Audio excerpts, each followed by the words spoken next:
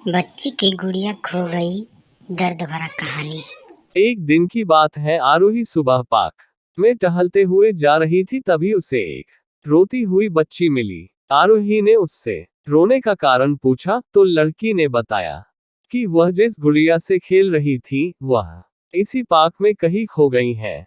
आरोही ने उस बच्ची को उसकी गुड़िया ढूंढ लाने का आश्वासन दिया, जिससे वह बच्ची चुप हो गई। आरोही ने गुड़िया ढूंढने के लिए समय मांगी और फिर दूसरे दिन गुड़िया लाने का वादा करके वहां से चली गई, पर गुड़िया ना तो आरोही को मिली और ना ही उस बच्ची को। आरोही ने गुड़िया की तरफ से एक काल्पनिक पत्र उस बच्ची को लिखी, और जब वह बच्ची पार्क में गुड़िया पाने की आशा में आई तो आरोही ने वह पत्र उस बच्ची को पढ़कर सुनाया। पत्र इस प्रकार था: कृपया रोना मत, मैं समय समय पर उस गुड़िया के बारे में तुम्हें लिखती रहूंगी, बस तुम रोना मत। अब आरोही रोज उस खोई हुई गुड़िया की तरफ से काल्पनिक पत्र लिखने लगी और लगभग रोज ही उस बच्ची को पढ़कर सुनाती, जो कि यात्रा का काल्पनिक वर्णन हुआ करता था। आरोही ने इस काल्पनिक लेकिन रोचक वर्णन ने उस बच्ची को रोने नहीं दिया।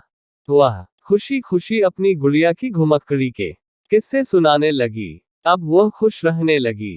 एक दिन जब काफी कहानियां हो गई तो आरोही ने एक दूसरे गुड़िया उस बच्ची को लाकर दी। जाहिर है वो गुड़िया बदली हुई थी। उस बच्ची को अपनी खोई हुई पुरानी गुड़िया जैसे नई लगी, तो वह आरोही की और देखने लगी। आरोही अनजान बनते हुए गुड़िया में चिपकी एक चिट को निकाल कर पढ़ने लगी। उसमें लिखा हुआ था: यह मैं ही हूँ, तुम्हारी वाली गुड़िया जो पार्क में खो गई थी। दुनिया भर की लंबी यात्रा की वजह